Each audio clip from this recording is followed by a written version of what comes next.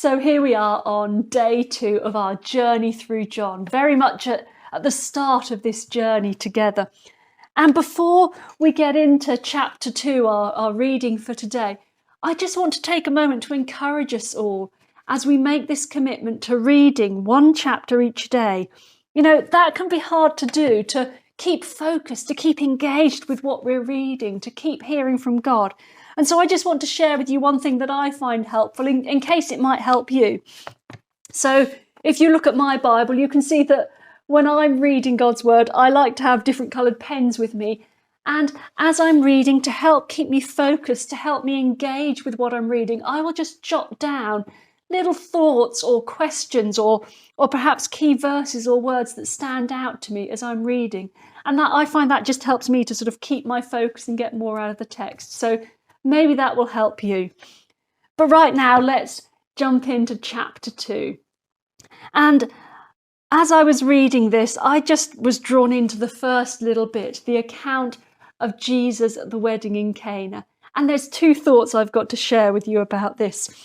See, the first thing that struck me is in verse 11, it tells us that what Jesus did here was the first of the signs through which he revealed his glory. So up until this point, Jesus hasn't performed any miracles. This is the first miracle he performs. And then what that made me think was the fact that Mary, his mother, when she hears the wine has run out, she tells Jesus with an expectation that he's going to do something. How amazing is it that she had an expectation that he would be able to solve this problem when she hadn't yet seen him perform any miracles? What an amazing faith that must be. You know, as we start this journey through John's Gospel, we've perhaps read the story before. We know the things that happen. We've heard of all the miracles Jesus performed.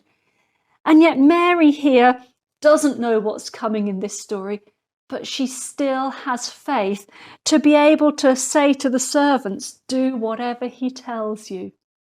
So at the beginning of this journey, can we have that faith, whether we've seen amazing things Jesus has done before or whether we haven't, to believe in his power and to say to ourselves that we will do whatever he tells us in faith? And then the second thing that then led me to think about is that I wonder, as she said to these servants, do whatever he tells you, what she expected his response to be. What did she expect him to do? Because if it were me, I don't think I would have anticipated him getting jugs of water and miraculously turning them into wine, and not just any wine, but the finest wine of a better quality than they'd had before. And isn't that what Jesus is all about? That the way he responds, the way he answers our prayers is beyond what we imagine. So at the beginning of this journey, perhaps we can have the faith like Mary did, to say, we'll do whatever he asks us because we believe that Jesus is able to act in situations, and perhaps we will see his response being beyond what we're imagining is possible. Have a blessed week, and we hope you'll be back here again tomorrow for chapter 3.